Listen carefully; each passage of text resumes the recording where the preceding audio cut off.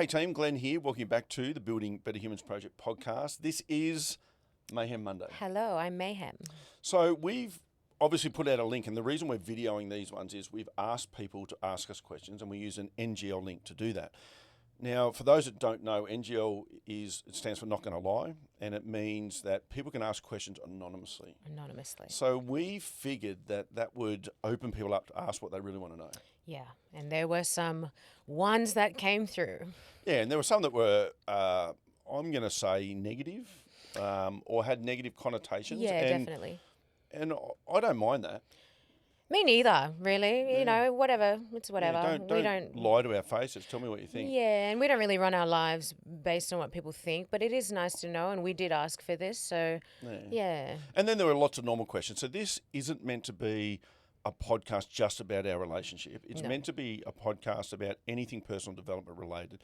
And the reason we come up with this idea is that Millie and I have lots of deep conversations around personal development, around goals and dreams and all of that sort of stuff. And we've both been in relationships before, and you've said this to me, where you were driving all the conversation, there was nothing coming back. No. And so we don't have, that's not our relationship. No.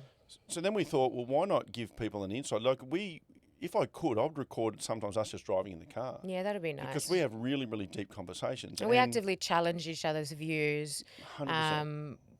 Daily. Yes. So. Sometimes thrice daily. Don't say thrice. I just want to fit the word thrice into a podcast. So the questions we have, some have been boxing related, some have been personal development related, some have been relationship related, not to us, all sorts of things. And so we're going to keep doing these links, and we want you to ask whatever you want to ask. Anything that's been on your mind, if you want to ask us, whether it be about, our personal lives, most things are not off limits, so we'll do our best to answer them. So let's start. I'm going to go through the questions that are related to Millie and I in a relationship sense, and by that I mean boxing, our coaching relationship, and our personal relationship, because there's a couple of those. Yeah. So this first one says, and I guess this is to me, but we will both answer this. How do you balance coaching Millie and being in a relationship? And for me, and we've talked a little bit about this in different avenues in the past, but I want to do this in this format. For me, we set really clear boundaries early that the boxing coaching relationship was always going to be a non-negotiable. Yes. And by that I mean, we can be having a fight at home because we're normal people and we have differing opinions on things and we have emotions and all that stuff. But when we walk into a boxing gym, we box. Yeah, we box, we train, we keep it professional. We're not, doing around and then talking about our fight, or we just leave that all not behind, but we'll come back to that. And we train because that's a very important part of our life and we want to keep it that way. So. And you're very driven to achieve. Like, this isn't a novelty.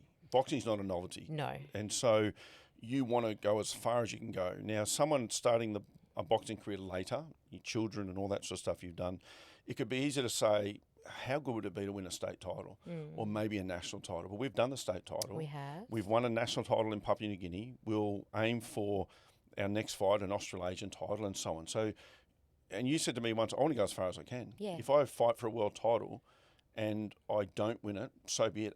But I don't want to stop at an Australian title and think, I wonder how far I could have went. I would do want to see where we can go with boxing. We're not doing this just for a hobby.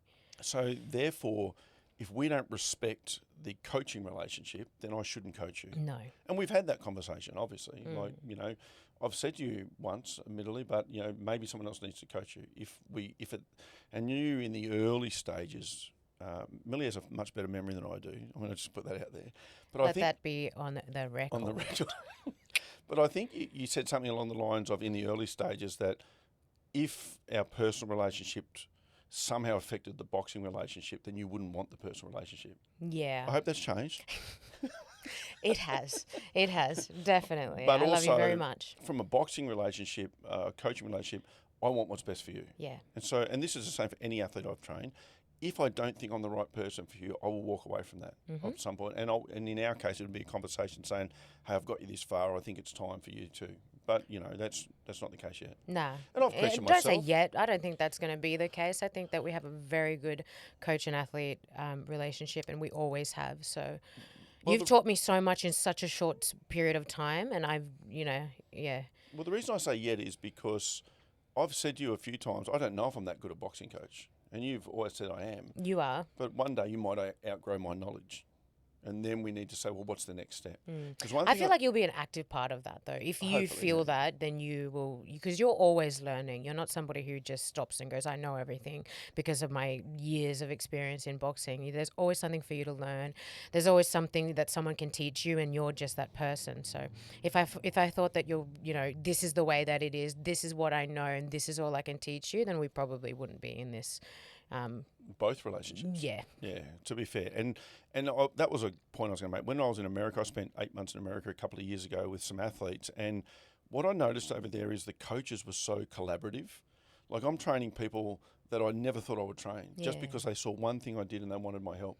One of those being Shane Mosley Jr. just asked if I would help him with a thing. And his dad, who was 3 or 4 time world champions there, his coach is there. And I'm like, so to his coach, is that all right? He says, yeah, go for it. Like, Yeah, no I one love cares. that. There's And always then- something someone else knows. Yeah, and then his coach would jump in and help my fighters, and no one takes it personally. But in Australia, that's a little bit different. Yeah. People get yeah. really gatekeepy. Yeah. So your thoughts around our relationship in both centres? Yeah, we do really well in separating the two. And so there's not much else that we can say about that because we really do nail that, in my opinion. So this next question is similar, and these questions are going to be similar, I guess, in some way. This one just says, as both a coach and partner, how do you create healthy boundaries that support trust, growth, and respect in both roles? That's a little bit deeper again. Yeah. Healthy boundaries. I think if I could have an opinion on that, it would be that you're very good at setting very strong boundaries, even if they challenge me or upset me.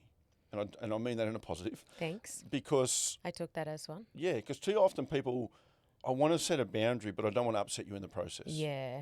And I've not experienced that from you. I've definitely been that way in the past, maybe when I was much younger. And I guess I learned from that because I put myself in situations where I didn't set boundaries and it just didn't work out very well for me. So This next question, what do you think makes your relationship work so well despite the age gap, and what can others learn from it? So the age gap question is going to come up a lot. yes. And we I think that kinda knew challenges a lot of people. Not only us, but anyone who's got an age gap, people always have something to say about that. And yeah, So what does make it work? our Despite shared age gap? values, the fact that we do have deep and meaningful conversations about, anything and everything. When we first started talking, I said the fact that you're so, you go back to my country so much. I just love that about you. There are so many things to us that we could just go on and on and on and on. So, yeah. We've had other questions come up here around relationships, which are not directly related to us. And so I like these questions as well. So this one here says, how do you keep the spark in the relationship, definitely out of the honeymoon phase in my relationship, and we have a baby together?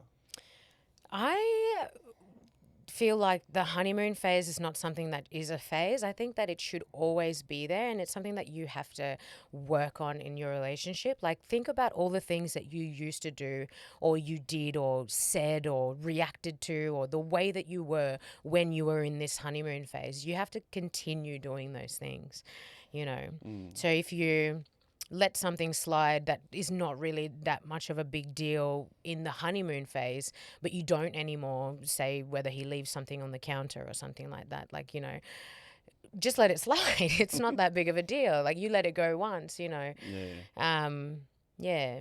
So for Small me, things like that. Yeah, for me, keeping the spark is, I think, having really honest communications with people. So again, and I'm going to kind of go back to this, we can have conversations that upset each other. Yeah. And it's okay to be upset. And you might need to go away and process that. And then I should say that Millie and I both handle upset differently. So when we're upset with each other, I'm a physical touch person. I want to hold your hand. I want to know that we're still okay. Yeah. And you're like, I've already told you we're okay, but you need to walk away from me. Yeah. And that's been a challenge for us because this is love language type stuff. I'm talking in my love language of needing you to hold my hand, and you're like, that's the last thing I want to do right now. And then my brain will say, well, maybe she doesn't love me. That's a legitimate fear of mine, I guess, in the sense that I moved out of home at a young age. I didn't really grow up in a house full of love. This is me analysing it very non-emotionally now, but therefore my experience is that anyone that you think that you love or that loves you walks away from you at some point, right? Whether it be your mum and dad or whatever the case may be. So then I feel like you could just leave me in a heartbeat. That's you tell me that's not real, but that's what my feeling is.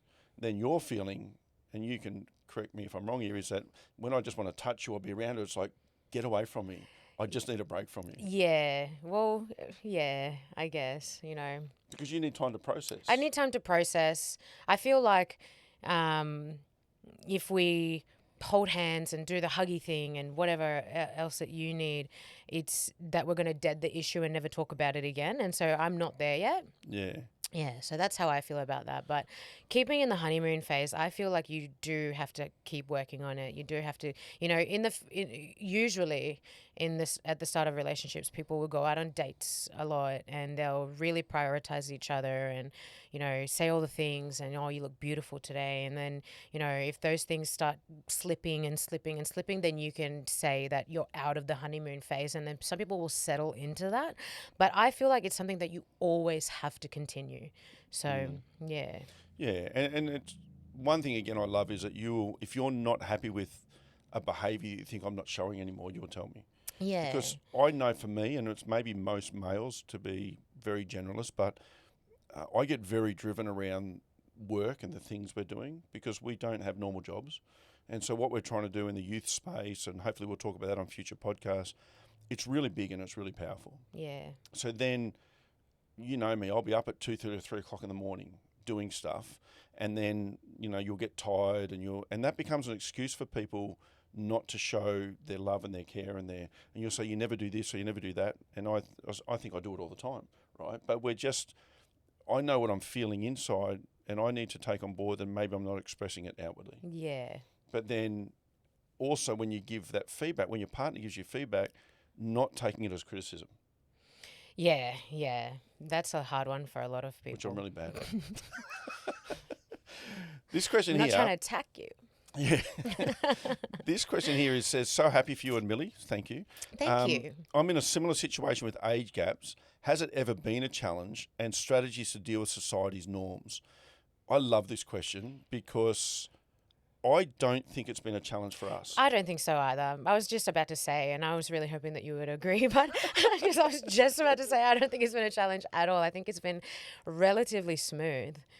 But society's norms. Society's norms. So for me, it comes down to blocking out that noise and not caring what other people think. And, I used to run this a lot on my page, on my on my Instagram, stop limiting your life based on other people's opinions. And so if you think you want to do something, but you're worried about what somebody else might think, what are you doing?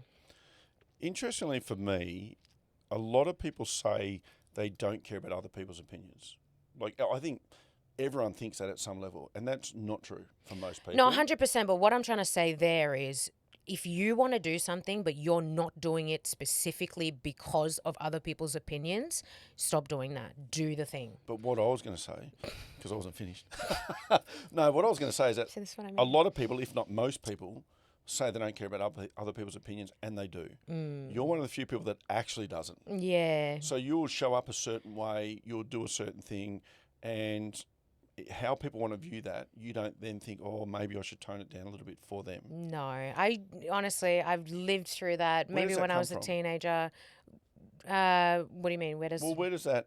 not caring? I think it takes... Yeah, I don't think it's not caring. I think it takes a level of self-confidence to be who you truly are. The whole world's looking for...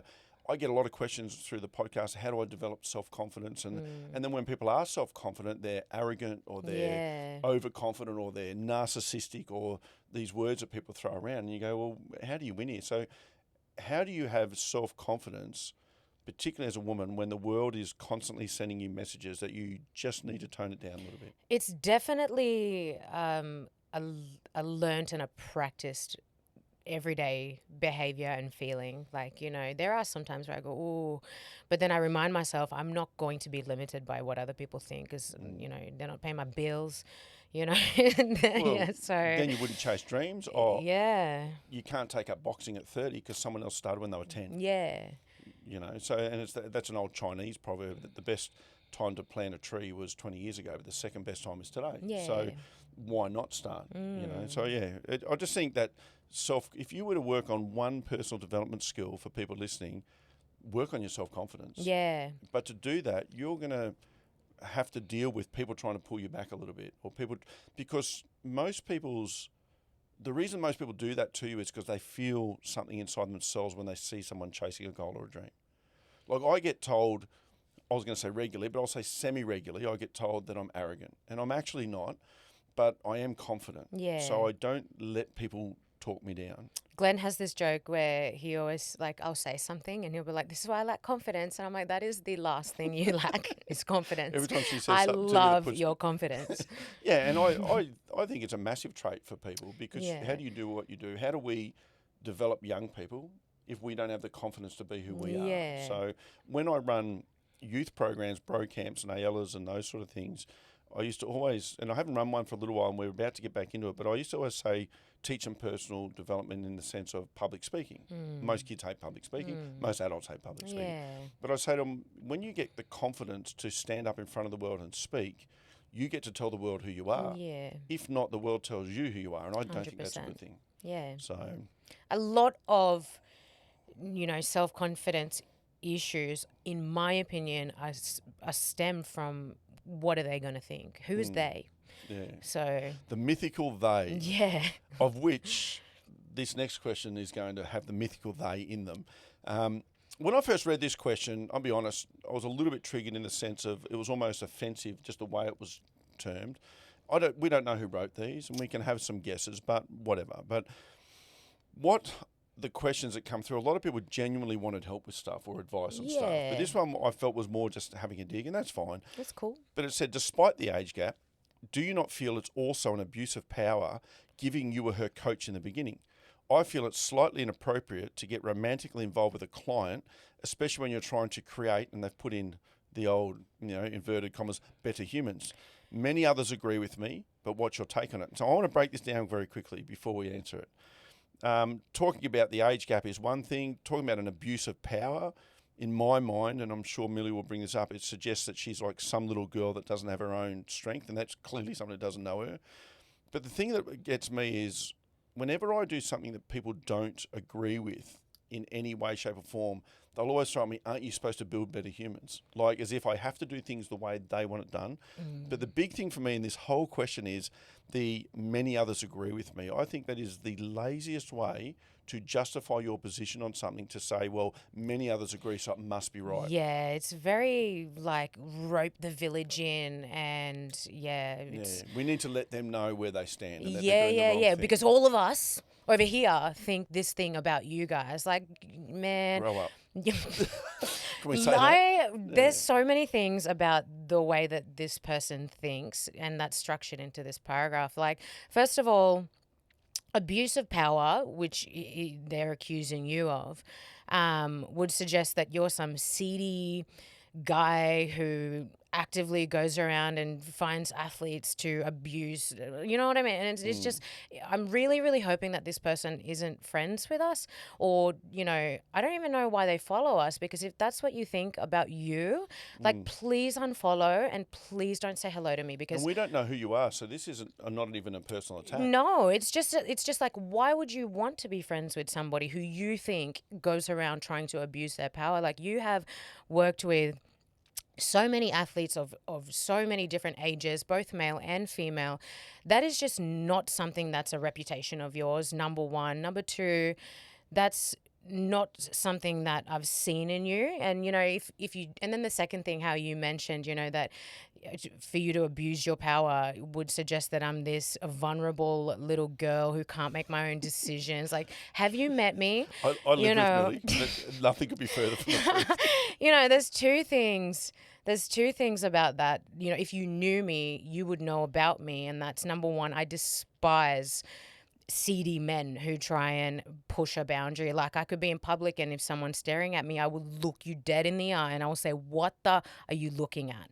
And it's just because I find it so disrespectful. So if I came to you, wanting you to coach me, and you were some seedy guy trying to push boundaries, and we wouldn't be sitting here right now. I would have ended that. So that's one thing that you should know about me if you do know me. And number two is that I'm a leaver. I will leave.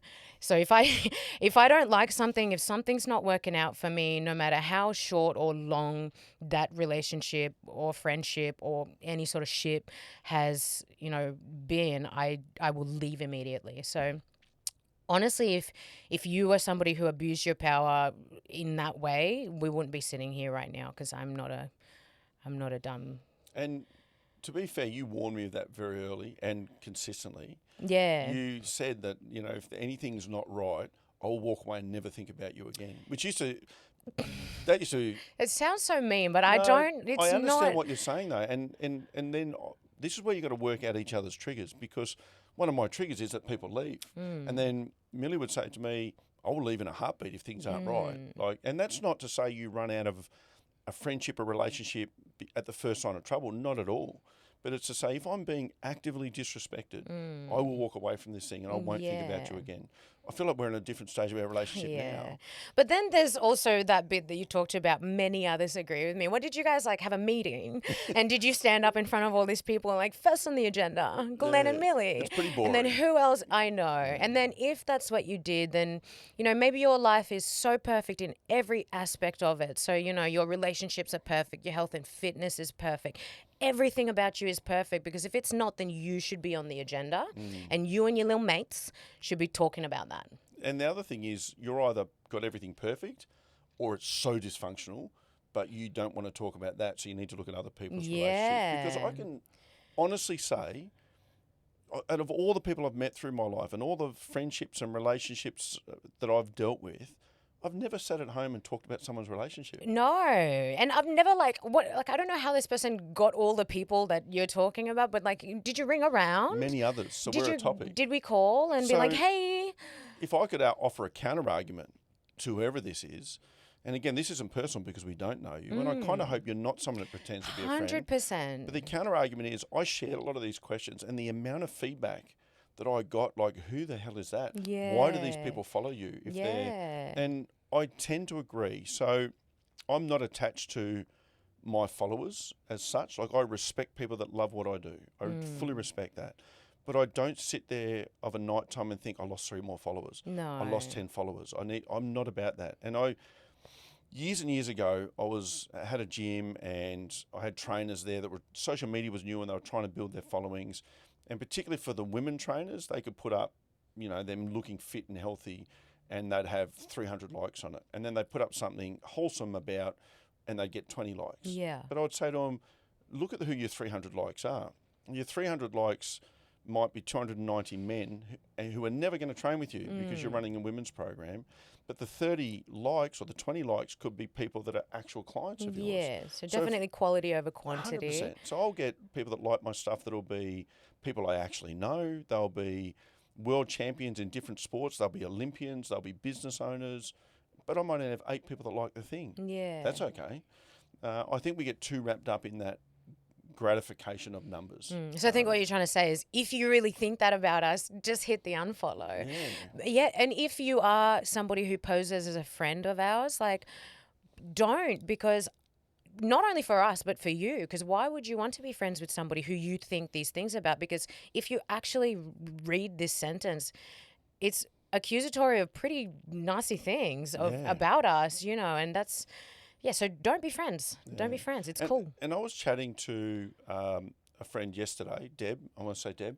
And I won't go too in depth there because I haven't asked permission from Deb to talk about this. But she said to me, I've had questions about your relationship with Millie. And I said, really? And I say the same thing as Millie says. That's really boring. But and she said, and I said, who? We're just people. Yeah, and I asked her who, and she didn't want to bring up the who as such. But she said, people that you know who rang me and said, what do you think about Glenn and Millie seeing each other? And Deb said, I love it. I view her as one of my daughter-in-laws. I love that. And the one thing about, there are certain people in my life, for me personally, I'm talking, and I'm sure you'll have the same, who genuinely want you to be happy and healthy. Yeah. And if I could think of two people off the top of my head, it would be Jaden, and to be honest, the whole Nicarima family, and Digi are two people that never judge. I've got other people that I thought were close friends of mine. There are others, so I'm sorry if I'm forgetting people, but those are the two that I think fully acceptable. This is what it is. Are you happy? Yep, that's all I need to know. I don't need to know the ins and outs of your relationship. Nah. I just need to know if you're happy. Yeah. And we're happy not 100% of the time because we're humans, but we're happy. Yeah. And we're not just happy on social media. No. We're genuinely happy. The other thing I hate about this whole, and I do hate that question because I hate it when people do the building better humans thing. Aren't you supposed to build better humans? Yes, I am.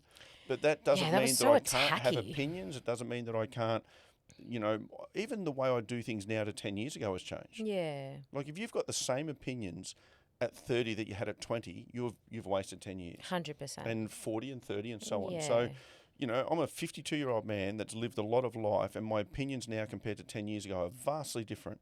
And people say leopards don't change their spots. Garbage. That means you're not learning.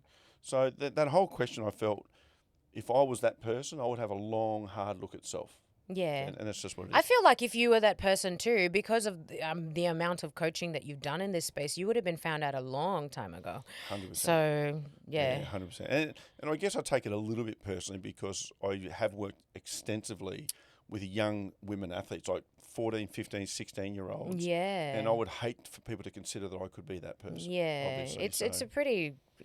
Anyway. Having said good. that, I want to quantify this a little bit, and this might be controversial. I might have thought the same before I met you. If someone had a 21-year age gap, I might have been challenged by it. Oh. I might have thought, 21 years is a long time, right? But, you couldn't have told me in a month of Sundays that I would date someone 20 years younger than me. So it's nearly 21 years for those that know.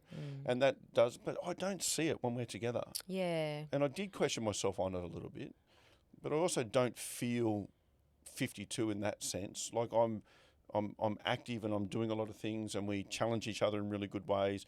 I don't view that there's a power imbalance at all. Not at all. I view us as being very equal. Yeah. We've always maintained that we are very, very equal. And independent thinkers. Yeah. You're one of the very few people in my circles ever who hasn't just adopted my opinion.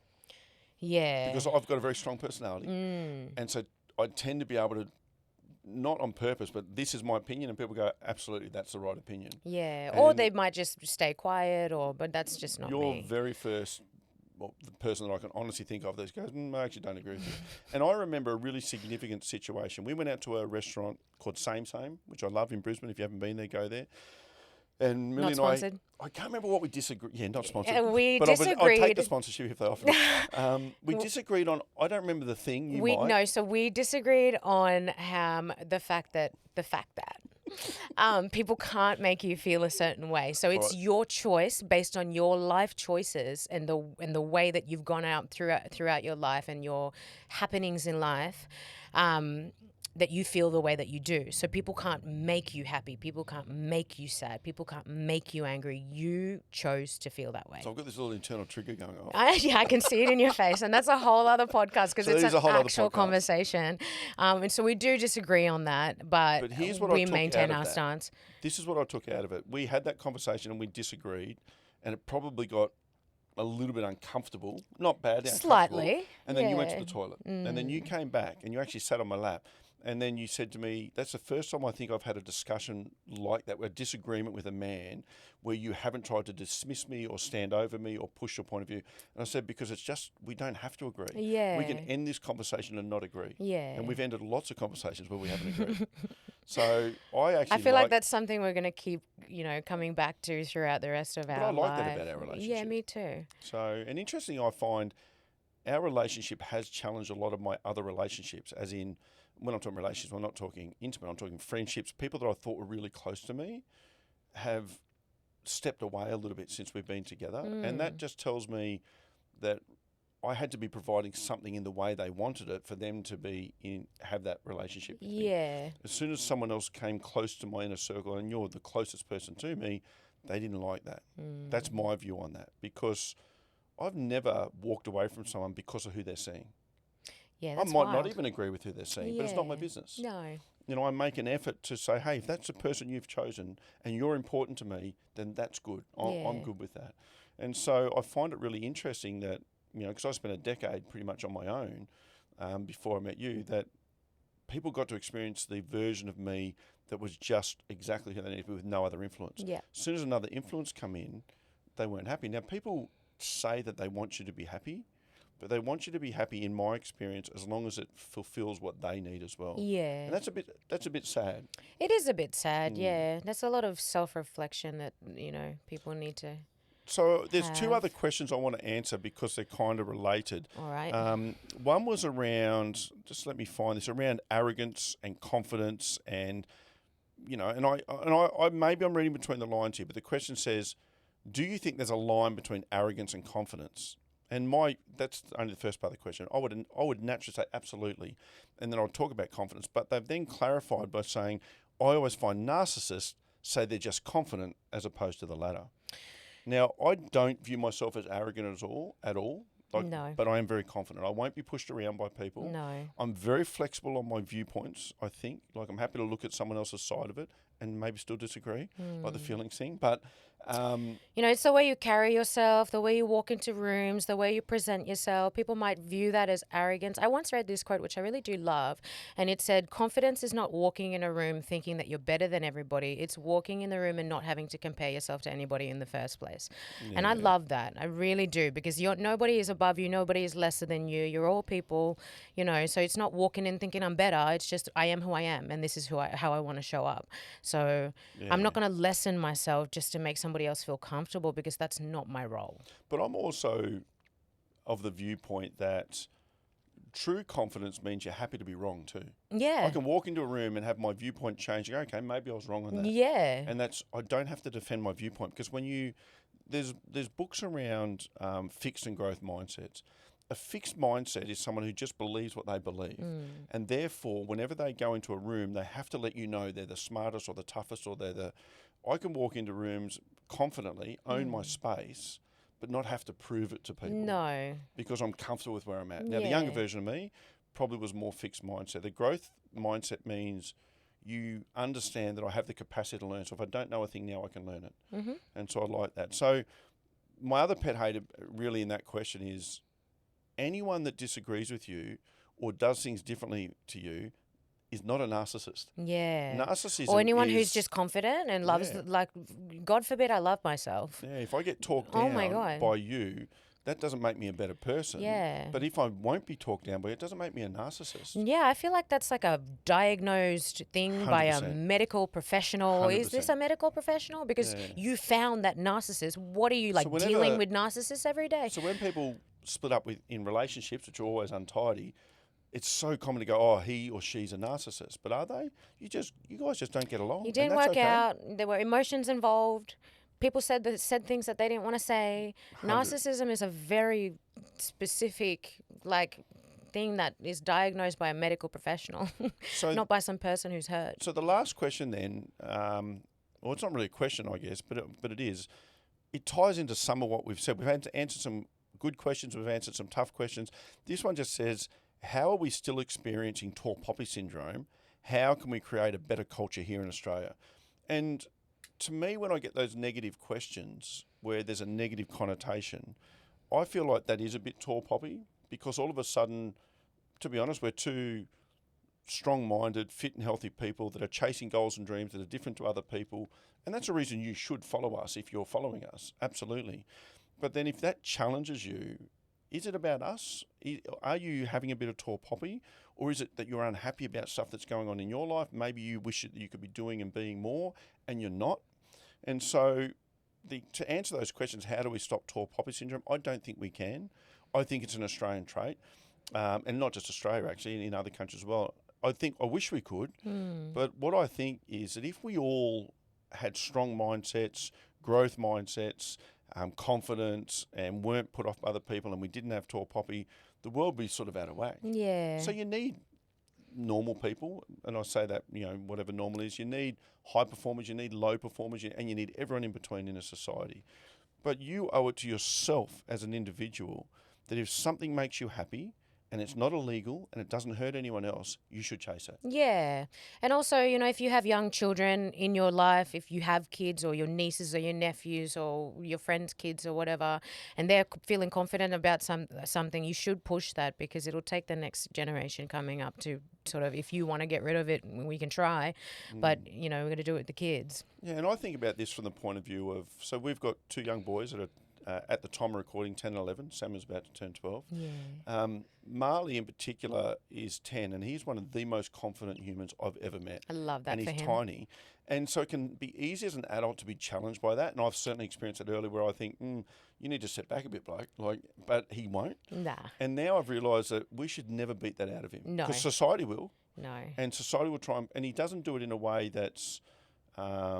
he's not arrogant. He's wrong sometimes because he's 10. And he doesn't have the answers. He won't tell you he's wrong, but... No.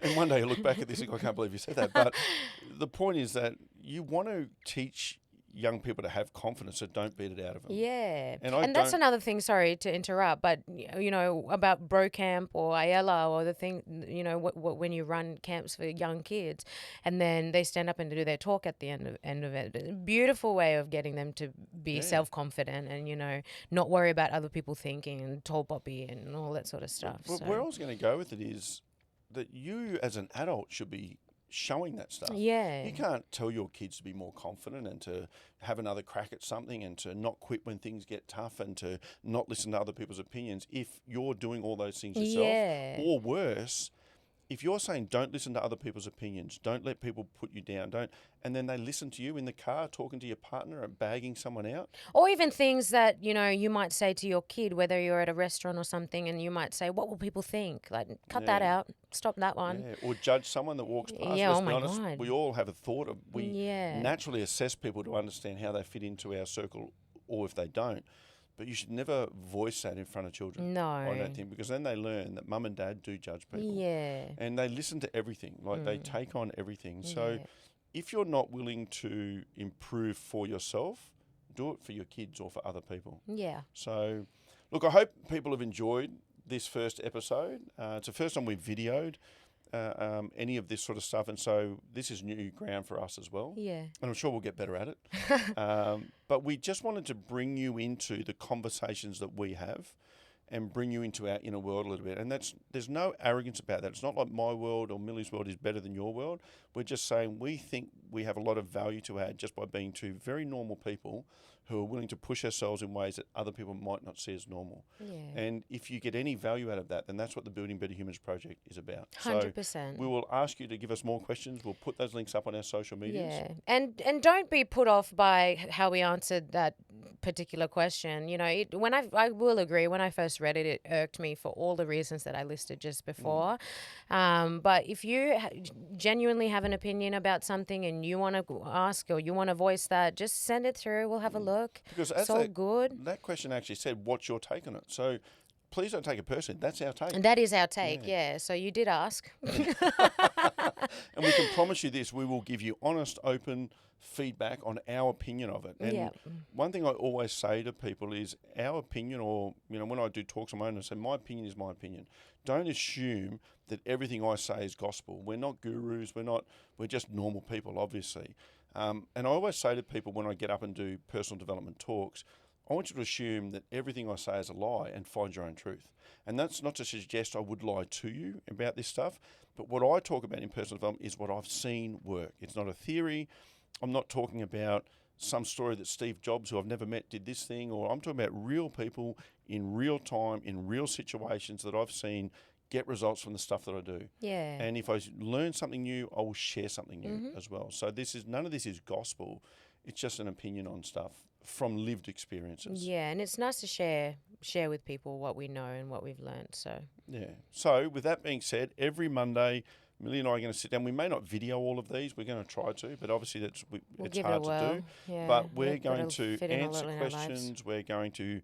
I want to be challenged by people. 100%, because we love challenging each other, and we love a challenge. That's, you know, evident through every single aspect of our life. So, send them through. Thanks, team. Thank you.